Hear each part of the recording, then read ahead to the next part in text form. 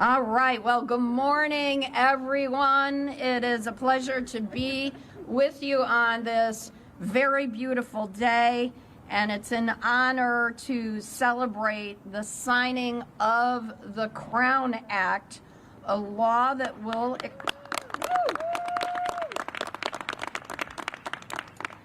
and the Crown Act is a law that will expand civil rights protections by prohibiting discrimination in the workplace and other public accommodations based on hairstyles that are commonly worn by people of color.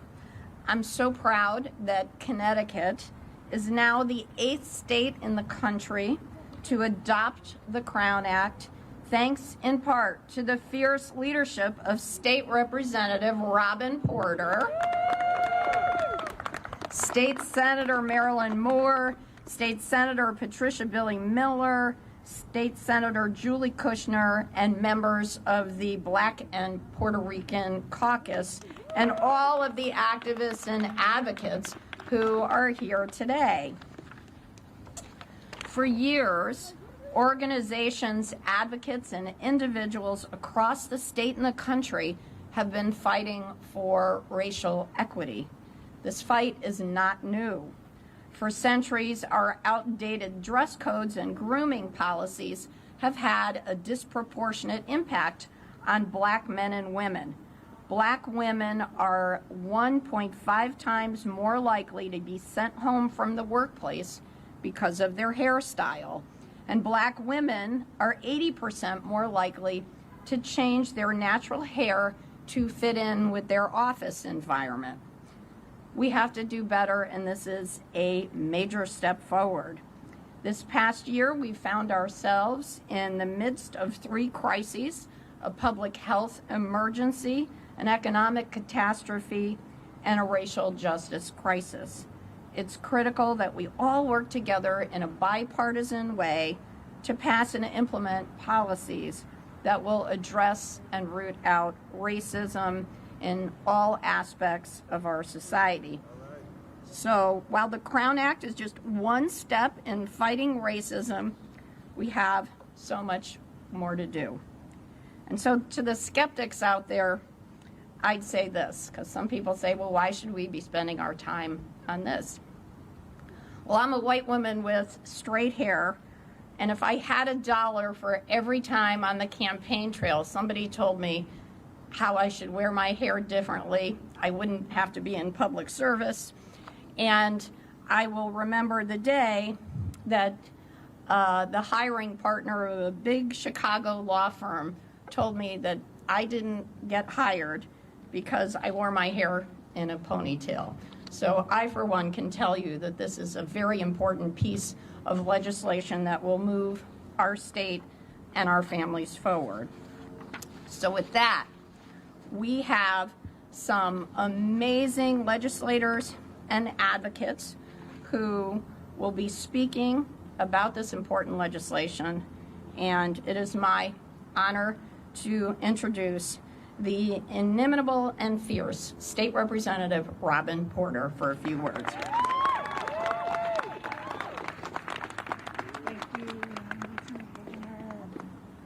Oh my goodness! Woo! Yes!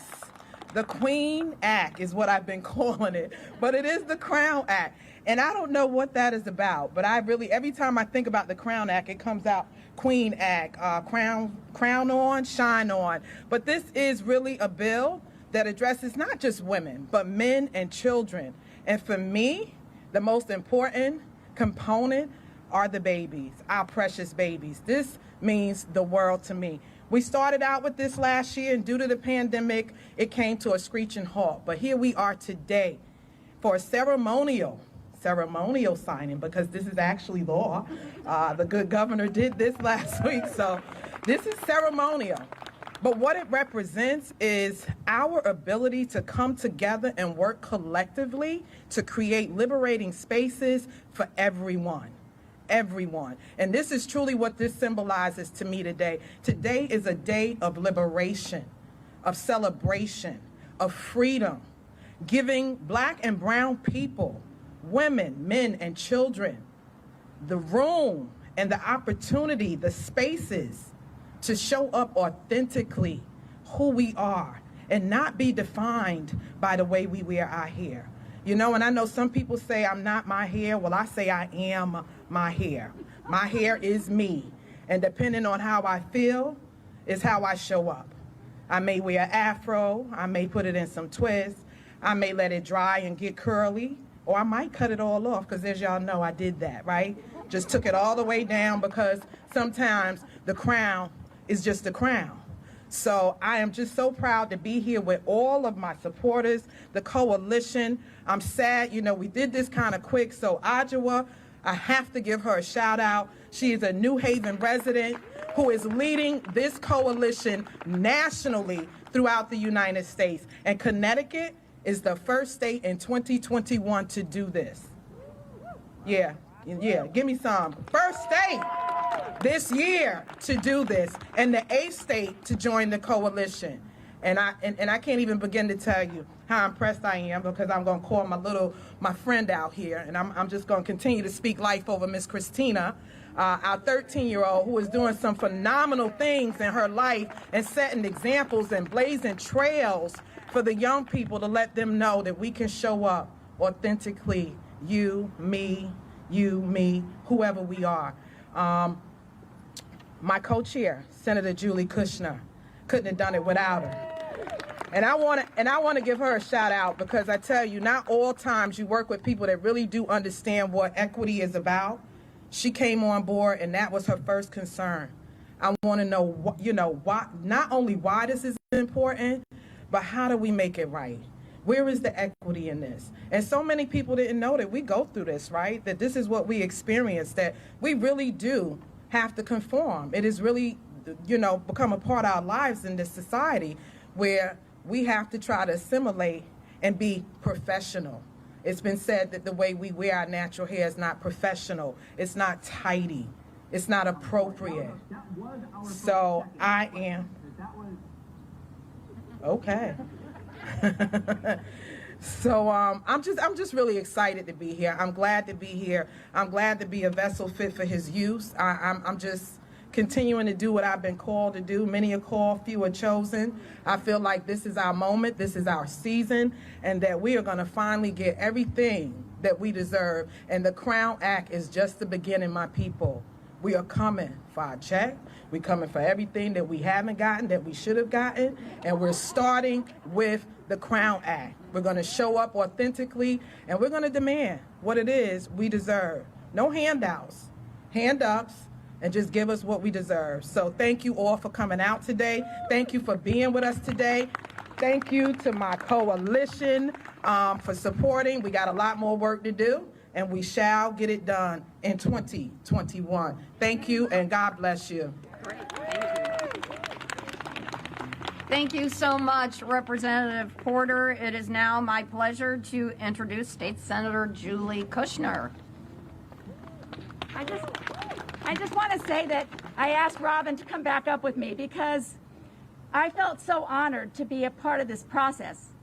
It is rare that you get to participate in such an intimate way on an issue of racial equity when you're a white person. But I want to say that to be an anti-racist, we have to begin to examine every aspect of our lives, every aspect of society, to root out systemic racism. And you need a partner to do that. And I have a great partner in Representative Porter. So I couldn't have done this certainly without her and all of my colleagues in the Senate. I brought out the bill, as is the tradition when you're the chair of the Committee of Cognizance.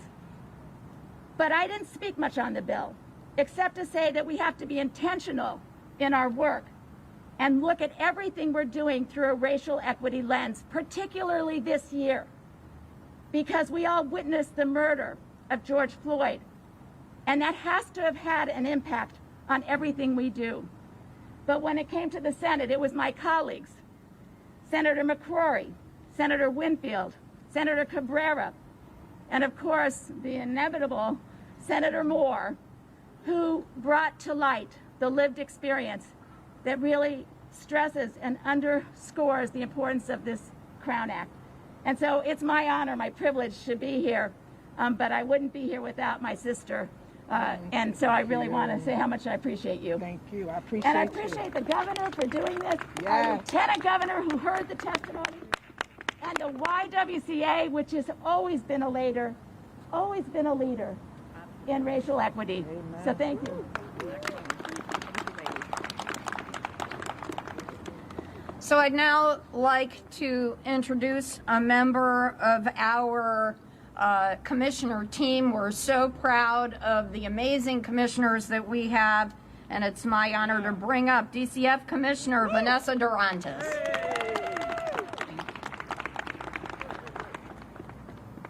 So good morning, everyone. Thank you to my boss, Governor Lamont, for his appointment, of his support, and his recognition that representation matters. As the first African-American commissioner of the Connecticut Department of Children and Families, I am also a Black woman who chooses to wear her hair in its natural state, natural being defined as having no chemical processes to alter my hair's texture. This act represents the opportunity to share my personal experiences and give voice to the implicit bias associated with this issue. Implicit bias is subconscious and results in judgments that happen in an instant. Explicit bias is more deliberate. This is an issue that's beyond the workplace. To remove discriminatory expectations within the workplace is an important step towards identity. The significant factor in considering this type of discrimination is the impact to Black children and young people. As we all know, identity development is an important factor in child and adolescent life stages. The issue of natural hair and the rejection that is resulted in Black children feeling ostracized, bullied, disciplined unjustly, or forced to acquiesce and assimilate to handbook rules that exclude specific natural hairstyles. The child on the other side of that discriminatory practice is left with feelings of humiliation, sadness, anger, frustration, and confusion. I wish I could tell those children that they do not have to be concerned about negative reactions, that they are beautiful, and that those reactions are isolated and should not occur. I have a unique perspective on this issue as a graduate of one of the state's technical high schools where I studied the trade requirements, so get the state board exam for hairdressing. I taught cultural competency courses at one of our state universities, and I co-chaired the Women and Children's Health and Safety Subcommittee of a Council on Women and Girls. So I recognize that it's important to lift up these issues. A common form of overt racism is the suppression of a person's right to establish standards that directly conflict with this person's cultural or ethnic identity. A person's wardrobe, language, and hairstyle are expressions of their heritage, pride, and should be revered in a country and a state as diverse as ours. Racism is tempered when we stand up and call it out for what it is. These conversations can be difficult and at times painful, but they are a must.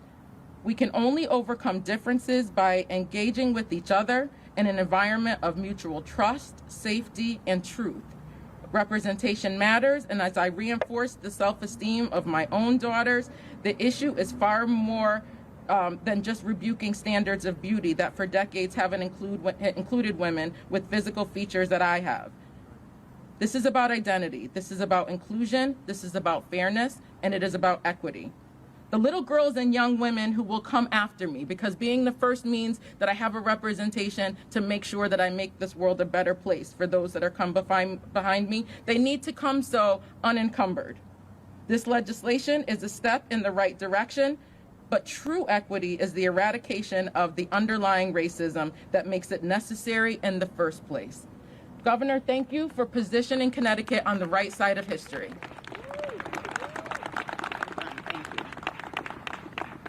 Thank you so much, Commissioner Durantes. It is now my pleasure to introduce Melinda Johnson, who is the Director of Community Engagement and Advocacy for the YWCA of Hartford. Yeah.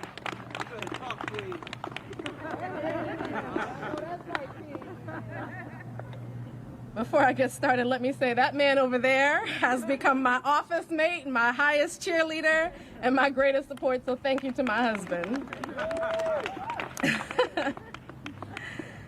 The Crown Act is an example of transformative legislation combating racist and discriminatory practices in our society. This is not only a unique and progressive bill, but it required unique and progressive leadership to bring it to fruition in our state. And we see that in the person of Ywca Asamoah, who is the chief strategist for the national movement, in the leadership of Representative Porter, who continued to be a champion for change in our communities, in the allyship of Senator Julie Kushner, who recognized the immensity of this moment and the need for us to step out in truth, and in the response of the local Crown Coalition, which responded quickly when the YWCA said there's a moment right now where we need to take action to see change in our society. If you are part of the local Crown Coalition, won't you just wave your hand? Yeah. These phenomenal women come from all walks of life in our society, leaders, all of them in their own right. The coalition and community leaders that stand here today are a representation of what a persistent outcry can accomplish. And this ceremonial signing is an example of how much power can be enacted in the stroke of a pen. Putting an end to discriminatory practices is merely the tip of an iceberg, which remains unaddressed under an ocean of complicity. A complicity which could be broken by the stroke of a pen.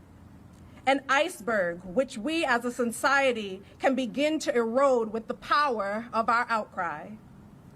Today, we celebrate the passing of the Crown Act in tandem with several other outcries that still stand, including the cry for racism to be declared a public health crisis in the state of Connecticut. We stand here today warmed by the joy that Black and brown women, children, and men can now participate in public spaces like school and the workplace with their heads held high and free from hair discrimination because of the Crown Act. But much more must be done to ensure quality of life and dignity for all citizens is upheld in the state of Connecticut. Thank you.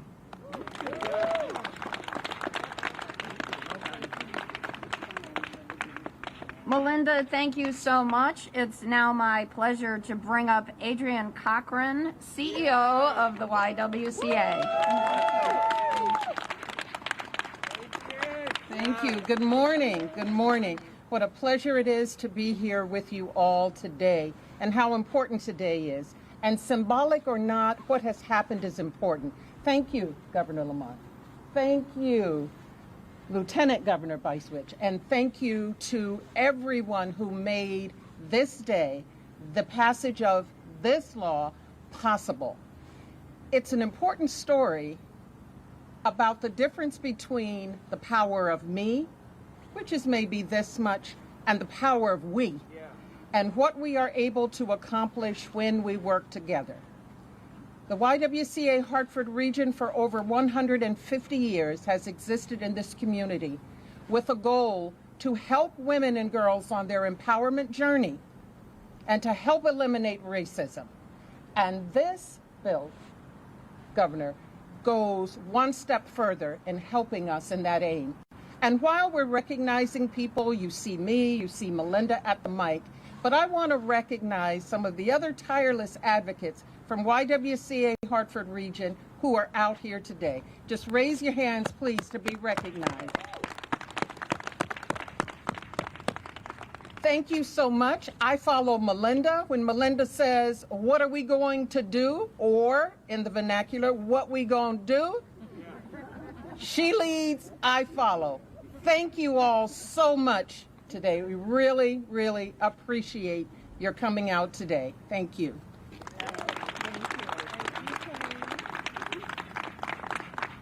Adrian, thank you so much for your leadership. It's now my pleasure to bring forward Bloomfield's Mayor, Suzette DeBeetham Brown, who's been very vocal on this issue.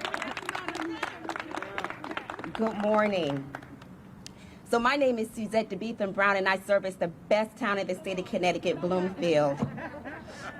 But I'm so honored to be here this morning, to our governor for making history, our lieutenant governor, to our state senator, Melinda Johnson, and the YWC, and to our shero, State Representative Porter. Every time I think about this Crown Act and what it means, I get emotional. I wasn't here when they gave women the right to vote.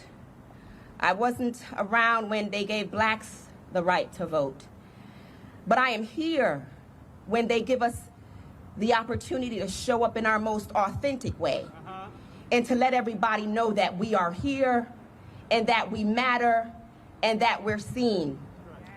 I have 2 amazing daughters and 5 wonderful multiracial nieces that now can rock their hair however they want to. They can change it on Monday, Tuesday, Wednesday. They can do whatever they want to do. My youngest daughter said to me, "Mom, why is this necessary?" And I said to her, "Sweetheart, for your mother, who is the first Caribbean-born black mayor woman of the town of Bloomfield, when someone looked at me and said, 'You cannot represent us by the way you look. I don't like the way you speak. I don't like the way you show up, and I don't like your hair.' Today, I'm showing up in my most authentic way. And Miss Ma'am, there's a bill behind me because people fought for us to be here in our most authentic way. I will never, ever forget the fight, State Rep Porter. I will never forget the long nights, Miss Althea, that you had to wait to testify. So I thank everyone. I thank the coalition. And yes, it's not a hand out, it's a hand up. And yes, we fought for this as a step forward in equity, and we will continue the fight. Whatever it is that we have to do to have other people realize that we deserve to be here. We deserve to be at every table, and we deserve to amplify our voice on every single issue. Today it's hair, tomorrow it's going to be something else, but you will have to hear us, you will have to deal with us, and we will continue to move this fight forward. Thank you very much, State Rep Porter. Thank you, Melinda Johnson. Thank YW. Thank you to the governor and the lieutenant governor, and thank you to all the supporters. The fight is here. We've got on the bus, and we're going to move this thing forward. Thank you.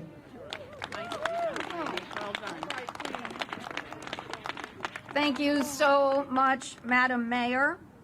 And before I introduce the governor, I just want to ask Christina Jackson just to come forward so you can see her.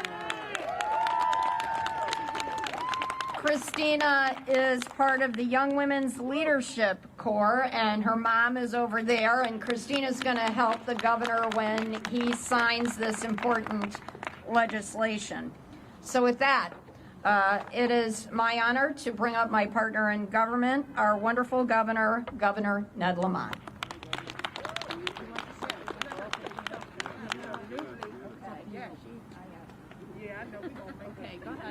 Hi everyone, I'm Christina, and today I would like to thank everybody who helped me with this opportunity to share my story and to help other young women who may feel uncomfortable with themselves, to help them feel a little bit more comfortable and happy with themselves.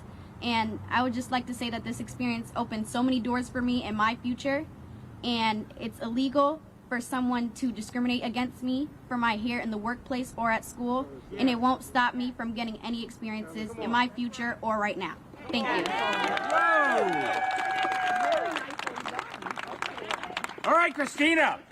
Hi. Yeah, Julie, Robin, you inspire me, but I think about Christina every day when we sign bills like this. Look, a little bit of spring in the air, isn't it? And this is a time of hope. It's a time of change. And every day you fight for a more perfect union. And that's what the Crown Act's about. Look, I'm I'm an old white guy, and you know, when I grow up, where everybody's always talking about a melting pot. Maybe you heard that phrase. And in part, they said, you know, we're all going to melt. We're going to become like each other. We're going to dress alike. We're going to speak alike. We're going to wear our hair alike. We're going to change our names so they sound more American. And that was what they thought maybe about a melting pot. But that's not what I thought, you know. I think what makes this America great is it's an idea. And it gives us the freedom to be who we are. And it gives us the liberation, as Robin said, to be who we are. It gives us the authenticity to say who we are, as Suzette said. And I think this is a really big deal unto itself, and it's a big deal because it's part of something bigger that we've been trying to do together for a while. You know, it started with having, Christina, more teachers in the classroom, black and brown, and people that you could look to and identify with and can identify with you and give you that sense of a role model. And that's important for those kids, and it's important for the white kids. So they see teachers and role models and they can learn from each other. It was part of what Doug McCrory and a lot of you took the lead on a year or so ago when we did African American and Hispanic and Native American history being taught in our schools. And that's all about who we are. And don't say to me that's identity politics. That's about who our identity is. And it's our identity as Christina's a young African-American woman. It's about our identity as Americans. And that's why it's important. The only thing I didn't like about that bill is I don't know why it's a separate course. It ought to be built into every single class we do as part of what it is. And yeah, maybe I can. And that's what the Crown Act's about. The Crown Act is, it's about discrimination, and it's a lot of subtle discrimination and unsaid discrimination, and looks and glances discrimination, employment discrimination. But it's just a reminder that we are allowed to be who we are, and we celebrate who we are. We celebrate our identity. We celebrate our differences. We celebrate how we dress. We celebrate how we speak, and we celebrate our hair. And that's what this is about. And it's what makes America an amazing place. And Robin and Julie and Vanessa, everybody who spoke, and particularly Christina, thank you for making this important in this first day of spring. Let's sign it. Not yet. Not yet. Yeah, we have 4 more. Okay. Before we have the governor sign this important legislation, I'd like to bring forward members of the Black and Puerto Rican Caucus, and I'm going to bring them up all together. Representative Jerry Reyes, Representative Tammy Exum, and Representative Anthony Nolan. And Representative Porter. Okay. No, ladies first. Ladies first. I just spoke. Well, good morning.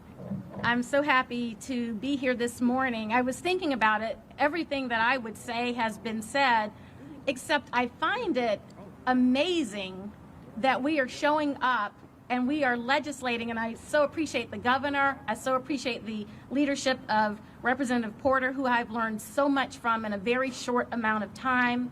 I thank Senator Kushner for her support and advocacy, but I have to say, and all the women behind me and all the women who can't be here this morning.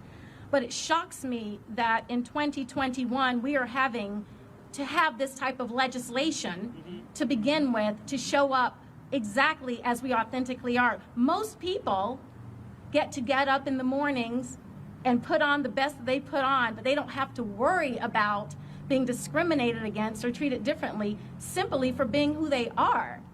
And I remember so many years ago when I was a child, the impressions that are made, they start really early. That's why it's so important that our young boys and girls realize what this is all about. I remember putting shawls on my head to make it look like I had straight hair.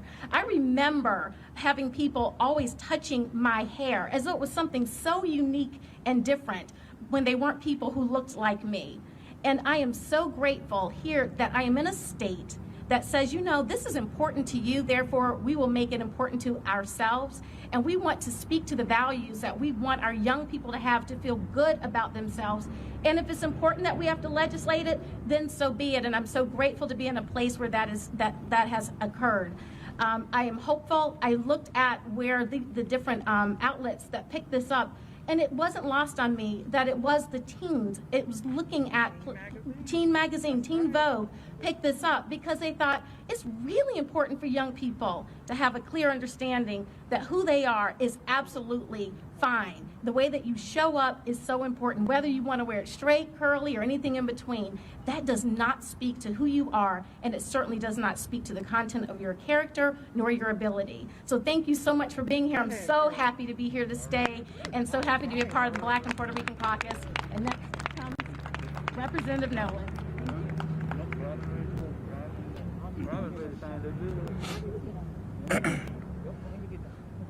I'm here a little happy and a little sad. I owe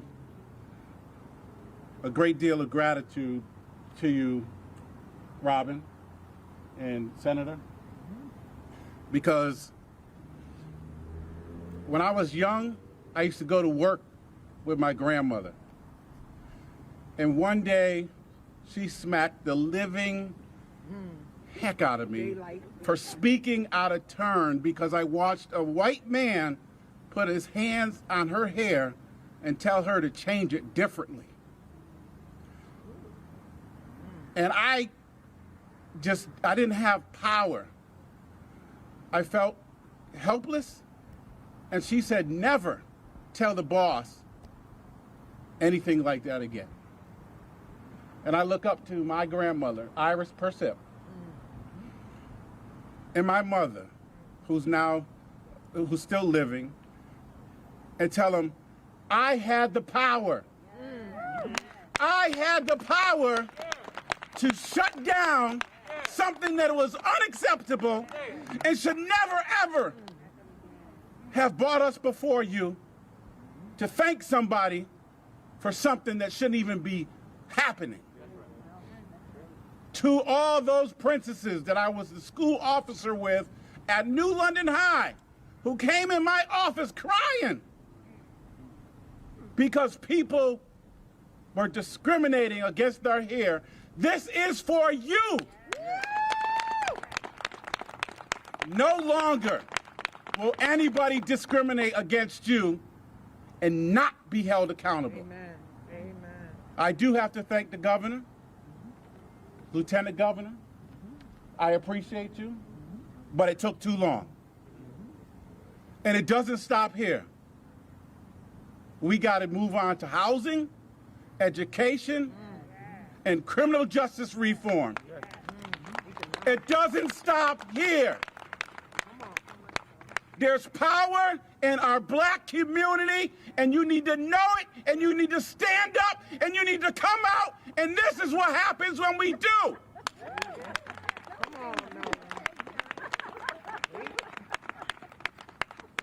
I thank God for allowing his son to shine on that crown,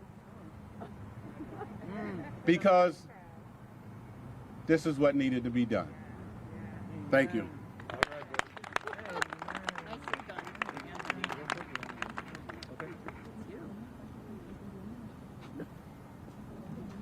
Thank you, Representative Nolan, for that inspiring speech. Governor Lamont, Lieutenant Governor, my colleagues, as the chair of the BPRC, I have said often, I get to chair the most prestigious and I believe the most powerful caucus under this dome. And it is a privilege to be here serving, representing the 75th District from Waterbury. And although, in general, the majority of it appears in general to be an African-American bill, but as the governor from Bloomfield the mayor from Bloomfield just spoke, as an Afro-Caribbean and as a child of the 70s, the short hair you see now was a big afro in the 70s, which wasn't accepted, and it was completely frowned upon, especially by my grandmother. So it's interesting that Representative Nolan brings up that story. And I'm the only son. I have 8 sisters, so I know about hair and I know about bathroom time. 8 sisters, and we were all in school at the same time. And let me tell you something. I had the shortest bathroom break. I had 3 minutes to do what I had to do, and my other 8 sisters all had to get through there, and it was all because of their hair. So at the end of the day, I look at this as more than symbolic. I think it's long overdue, and I think this is just a tipping point of many, many great things to happen here. And Governor and Lieutenant Governor, we're counting on you to lead, but you can rest assured, sir, the BPRC will be in everything that we do here in 2021 and 22. God bless you all. Thank you very much. All right. Well, Representative Reyes, we know why you turned out so well. It's because of your 8 sisters. So with that, I'm going to bring forward Christina Jackson. And Governor, you can please sign the Crown Act. Ready, Christina? Come on.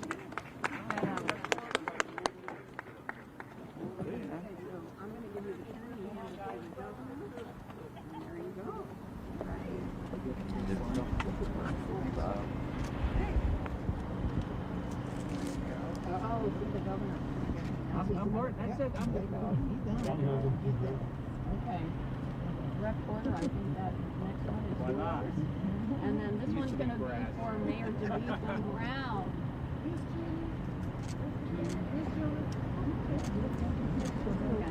Julie.